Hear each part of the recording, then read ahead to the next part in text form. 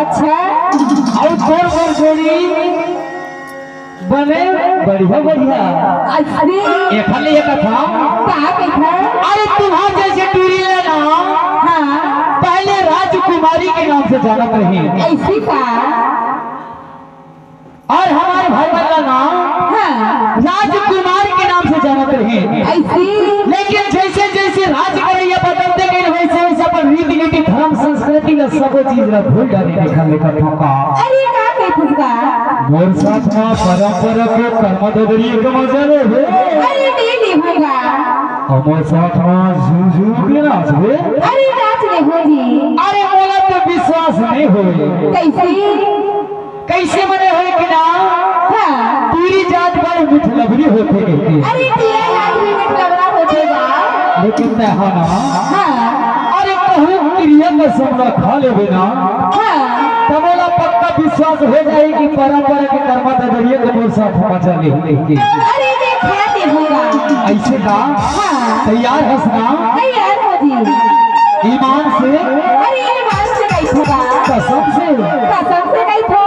अरे पहले तक थका नाम जले नाम है जमारा अच्छा बांध दरिया के हाँ हर परंपरा गीत के अच्छा हर गुंडवानी गीत के तहत भजा दिली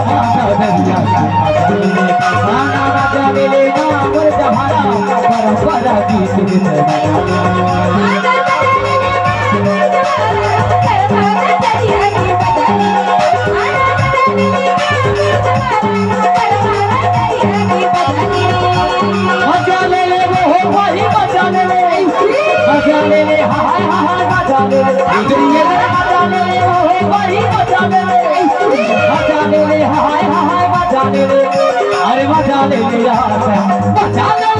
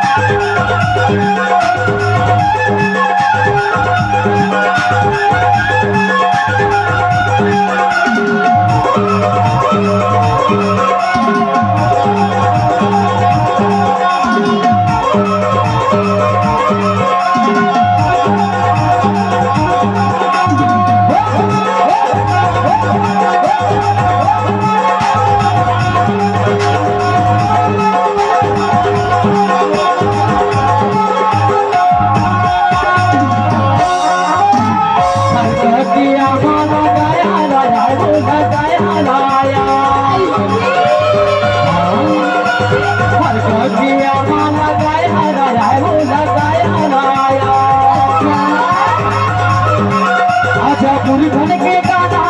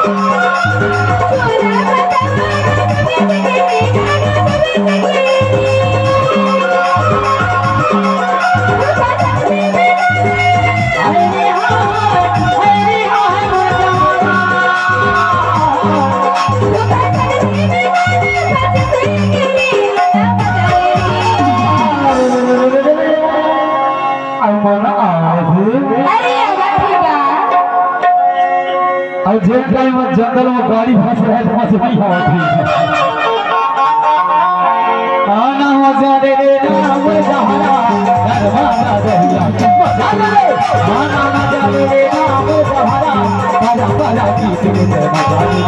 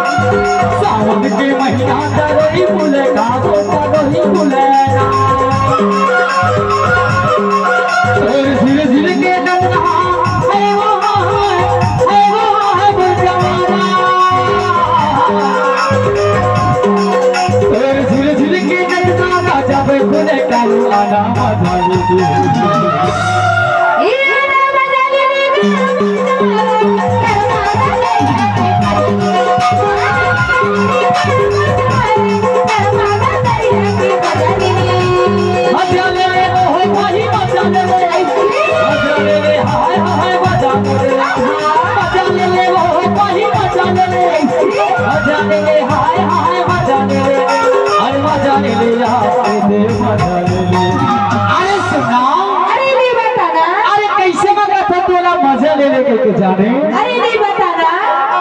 अरे परंपरा के गीत संगीत हमारे पहचाने हुए। हाँ। इतिहास पढ़ने वाले बताते हैं हाँ। पहले जो हमारे माता बहन कर्मा सुअरिया लड़की झूम झूम के नाचा करते थे। हाँ। और सैला करते रख करके और झूमर झूमर करके और गीत गा गा करके नाच नाच करके परंपरा के गीत में वे शक्ति रहा। बताते हैं कि गीत गाना गा गा करके नाच नाच करके पानी में जो बरसारियां करते थे। अच्छा।